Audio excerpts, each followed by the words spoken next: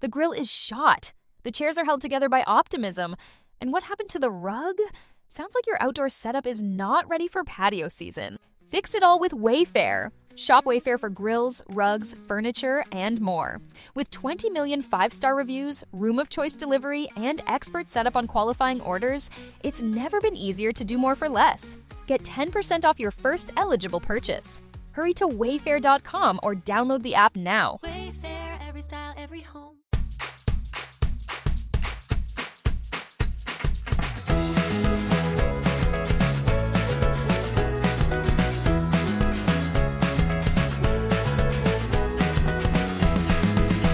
Hello, this is Julie Hogue with the Vegetarians and Meat Lovers Split Table Recipes podcast, where I talk about cooking for more than one diet, most specifically people who are vegetarians and meat eaters. Like, how do you make it not like you're a short order cook when you're trying to make food for people of varied diets? Specifically this, because this is my family.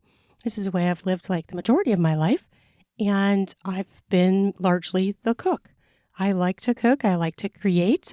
I like to take a recipe and make it my own, and I really do that a lot when I take recipes and I figure out how can I make this work for my family that is composed of vegetarians and meat lovers. This recipe is similar to a different one that I created, but this one is a bit different in that I think it's a little bit easier. And it's done all on the stove top. So you're going to be making split table jambalaya with this recipe. And you keep the meat separate. The meat is shrimp and smoked sausage. Now you could change those meats out. You could I have done it with like chicken and the smoked sausage. You could do pork and the smoked sausage, like ground pork. You could do ground chicken or chicken breast. You do want it cooked though. So I use in this recipe that I'm going to give, I'm going to talk about using frozen shrimp that is uncooked.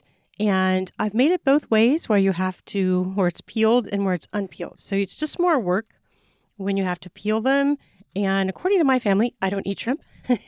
They say it really doesn't seem to impact the taste of the shrimp, whether it's peeled or unpeeled. It is more work to peel it, but it doesn't seem to affect the flavor.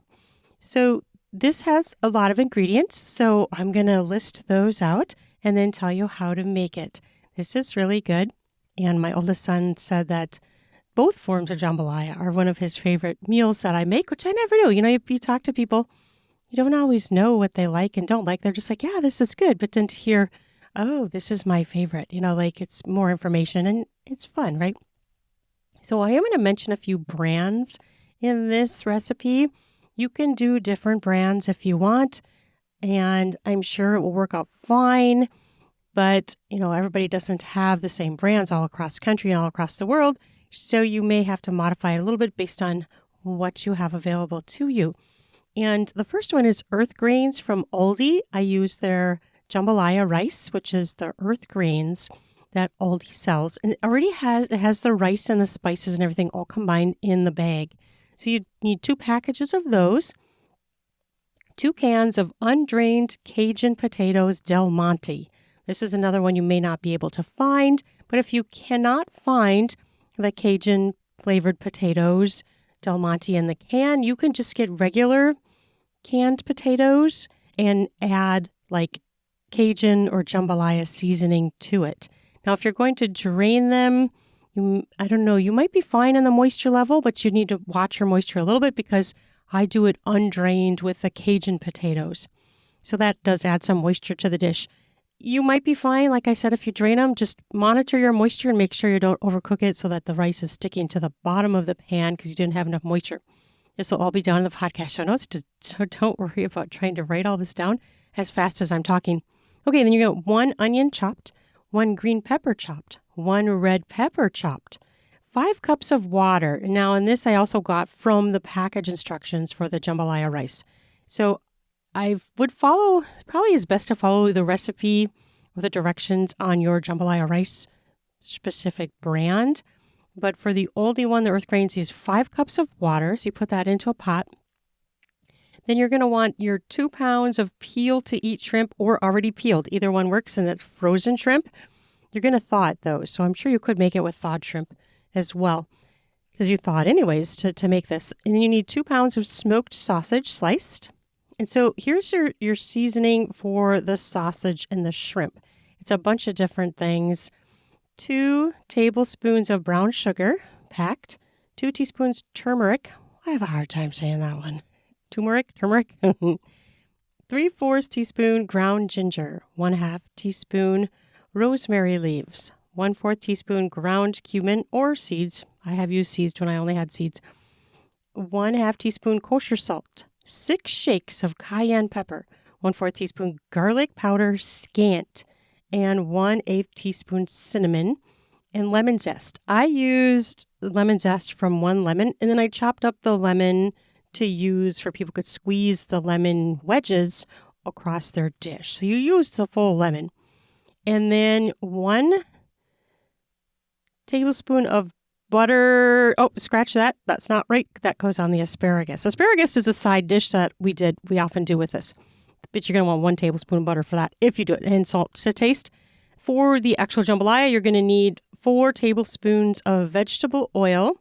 And I really like to add in a can of drained corn. And then I do a can of black beans, rinsed and drained. And I do keep those on the side because one of my sons does not like beans. I'm sure you could put it in it, but I have it on the side so people can add it if they want because he doesn't like beans. So if I'm able to keep the beans separate, I do that for him. And so then that's all the ingredients you're going to need. And you are going to, this is easy. What I like about this is it's kind of easy because it's all stovetop. Nothing goes in the oven. So you're going to add all your veggies. You have them all chopped and everything. You're all ready. You add them to 5 cups of water, and then you add the oil there. And then you add the rice packets with the seasoning in it. And again, if you're using regular plain rice or something, make sure you add in Cajun or jambalaya seasoning, because otherwise it might be kind of plain. We do, where I am in Minnesota, have jambalaya or Cajun seasoning. It's like a prepared seasoning. So hopefully you can find something like that, or find a recipe online to create such a seasoning collaboration. I don't know a good word is. Combination is probably better. Okay, so then to this pot, you're going to add the cans of potatoes and tomatoes. Oh, I see. I did. Did I say 1 can of drained diced tomatoes? If I missed that, I feel like I missed that in the ingredients, but that'll be down in the podcast show notes. That one, don't forget to add that because that's really good too. Okay, so then you're going to cook and simmer this according to the package instructions, basically until the water is absorbed, stirring occasionally. For my recipe with the earth grains from Aldi, it's about 30 minutes or so. It can take a little bit longer if you don't have it on as high. I try to do around middle of the road temp, but I have done it a little bit lower, and then it takes a little bit longer. You just want to make sure you're not cooking it so long that the rice is getting cooked to the bottom of your, I use like a big pot. You don't want it to get stuck on there. And you're going to want to keep stirring it. And again, if it seems like the rice is getting stuck to the bottom of your pan, just turn it down. It might take a little bit longer, but it's better than having it all stuck there, right? And when I do asparagus on the side, I would be steaming the asparagus tops. At the same time this is cooking. And then you're also going to be making up your seasonings, and then you're going to stir that all up. So your seasonings, again, are the brown sugar, turmeric, ground ginger, rosemary leaves, ground cumin, kosher salt, cayenne pepper, garlic powder scant, cinnamon, and lemon zest. And the fun thing is my son helped develop this recipe because we used to get this recipe or this seasoning, this seafood seasoning from the grocery store festival, and they stopped carrying it. So he tried to kind of create his own because we had a little bit of it left and it had the ingredients. And so he worked on the amounts of each one, and he came up with this, and it's actually quite close. It's really quite good. And so then you're gonna do that seasoning, and you're gonna add that seasoning to your meat. But usually what I do is I put the The butter, 3 to 4 tablespoons. It depends on how liquidy you want it. I use like a big stir fry pan, and I put that butter in there and let that melt, and then add in your thawed shrimp and your sliced smoked sausage. And you're going to stir that all up and saute it until the shrimp turn pink. The only difference I will say in this is that it's easier to see the shrimp turn pink to be indicating they're done when they are still unpeeled. When they are peeled, it's a little bit harder to tell because of the yellow. So the yellowness makes it harder. It kind of masks the pinkness. So it's a little bit harder to tell when it's unpeeled when the shrimp is done. You can probably be tasting it too if you want to, see if the shrimp is done. So basically stirring that, cooking your smoked sausage and the shrimp together in that butter and the seasonings. And so this is all cooking. Your other pot is simmering. And then you're done, right? When you're done, it's so easy to serve this in a split table way. You have your rice mixture, which has all the veggies and stuff in a pot, right? So that's vegetarian. You don't have any meat in that yet. And then what I do is I just take my stir fry pan. You can put it into a little bowl too if you want. Well, it wouldn't be little, probably big. Because this is kind of made for like maybe 5 to 6 people. Or if you want, leftovers, possibly even 7 or 8, depending on how large of portions you have.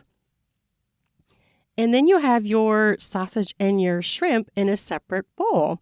So you can build your jambalaya dish based on whether you want meat or not. It's a very simple way to make a split table, a hybrid recipe, like I always call it, hybrid recipe or split table recipe.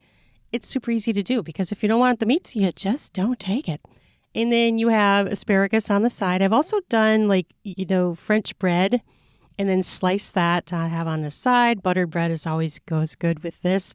But the beans and the rice are a great combo across the world. Everybody knows that's a great combo for protein, especially for vegetarians. And it's really good. So it's a really pretty dish because it's got the red, it's got the yellow from the corn, it's got the peppers, it's got the black beans, and then you have your meat colors if for people who like meat. Your shrimp that looks kind of yellowish and pinkish yellowish, and then you've got your sausage, of course, which is, kind of a red or dark pink or something like that. So this is how you make it. And it's so good and it's easy. And it's a fabulous leftover dish too. Like it's super good leftover. The vegetarian portion is too. It's just really easy to warm up. You warm it up in the microwave, add meat or not add meat. It's very simple.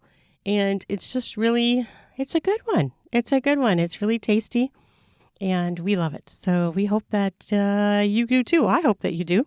And I hope you enjoy it. It's been a crazy week in my household because my husband is building a retaining block wall in our backyard. And on Sunday, he worked way too long and drank too much water and he got water poisoning. Have you ever heard of this? This is hyponatremia and he ended up in the hospital. You have to have electrolytes and food and sugar and salt and potassium, sodium and potassium. He got to critical low levels and he had to be hospitalized. So he has learned his lesson not to work so hard in the heat. He worked like a really super long time because we had a soccer tournament on Saturday. So he decided, I'm going to really do extra on Sunday. Well, he did not do himself any favors. We thought he actually was having a heart attack because he had all the symptoms that are similar to heart attack. And when we got to the hospital, they drew the blood and they saw his sodium was so low. This is apparently like what people call water poisoning or water intoxication. Like he basically diluted out his blood, drank too much water. He was sweating like crazy and he did not have any food, did not have any electrolytes, but he drank so much water that he diluted out his own blood. Now, this can be very serious. Some people are hospitalized. People can even die from this. So you have to be really careful.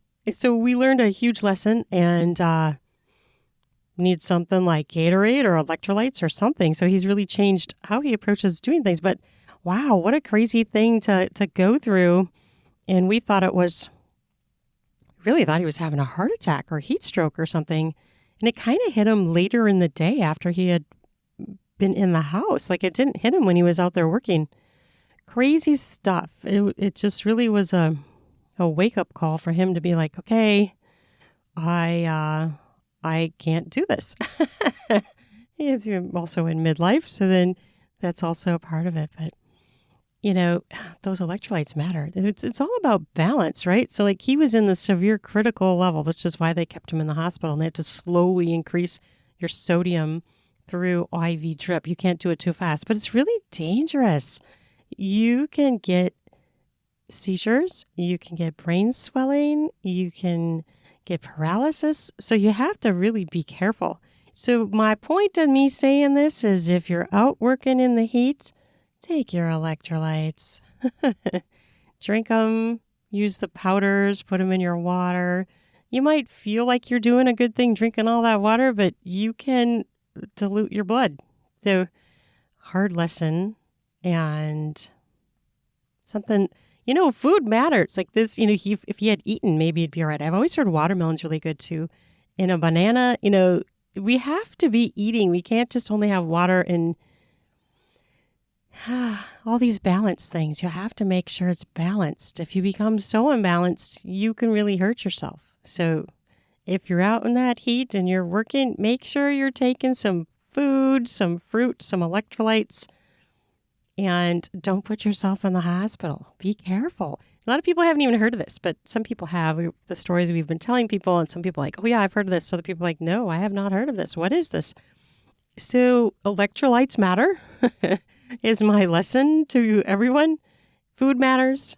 Food is wonderful. And I hope you enjoy this recipe, and I hope you have a great day. It's a nice, warm summer, hot time. So thanks for listening. I hope you like my podcast and share it, like it, comment. I'd love to know your thoughts and a review. Thanks for listening. Have an amazing day. Bye-bye now.